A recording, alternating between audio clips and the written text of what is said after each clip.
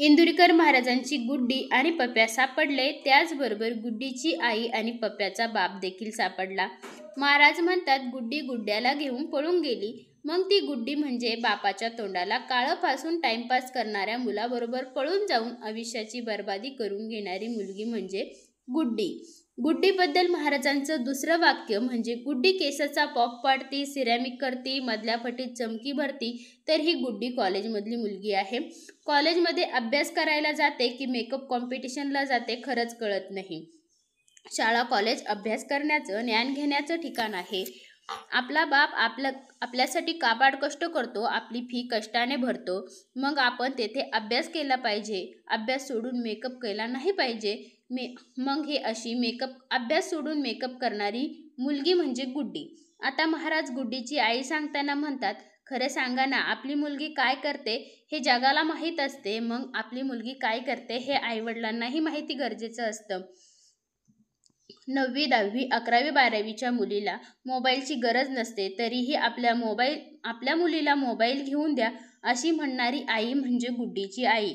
आता पप्या म्हणजे कोण? तर पप्या म्हणजे रस्त्यावर वाढदिवस साजरा करणारा, व्यसनांच्या अधीन झालेला मुलगा, बापाच्या नावाने दुसऱ्या मुलाला हका मारणारा, घरी उशिरा येणारा, अभ्यास न करणारा मुलगा म्हणजे पप्या. आणि आता उरला पप्याचा बाप, म्हणजे ज्याची बायको त्याच्यासाठी उपवास करते आणि तो फक्त दारू पितो, कुटुंबाची काळजी घेत नाही, व्यसनांच्या अधीन होतो.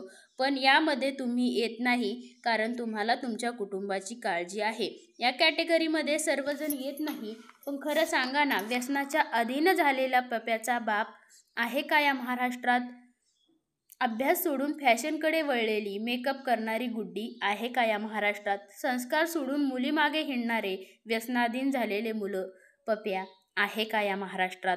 आणि या सर्व प्रकाराला खतपाणी घालणारी गुड्डीची आई आहे का या महाराष्ट्रात?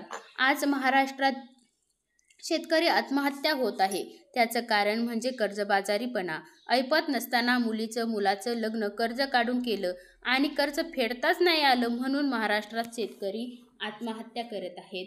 यामुळे मला वाटतं इंदुरीकर महाराज साध्या पद्धतीने लग्न करायला सांगतात ते बरोबर आहे. महाराज, तुम्ही चांगलं वागून सुद्धा तुमच्या गुणाची किंमत जर कुणी लोक करत नसतील तर निराश होऊ नका, कारण हा दोष तुमचा नाही. कारण सोन्याची किंमत करण्याकरता सोनारच असावा लागतो.